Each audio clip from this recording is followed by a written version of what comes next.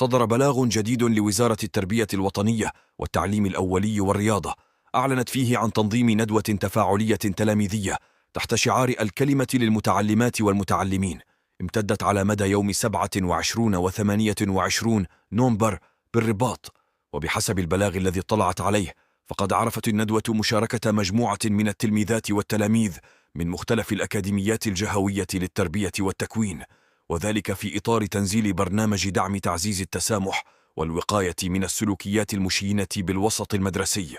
فقد عرفت الندوة مشاركة مجموعة من التلميذات والتلاميذ من مختلف الأكاديميات الجهوية للتربية والتكوين، وذلك في إطار تنزيل برنامج دعم تعزيز التسامح والوقاية من السلوكيات المشينة بالوسط المدرسي، يهدف إلى إعطاء فرصة للمشاركات والمشاركين لإبراز كفاءاتهم وقدراتهم المتنوعة على المستوى اللغوي والفكري والثقافي. وقد تم تنظيم 4 ورشات شملت محاربة العنف، وخاصة العنف المبني على النوع الاجتماعي، تعزيز المواطنة والسلوك المدني،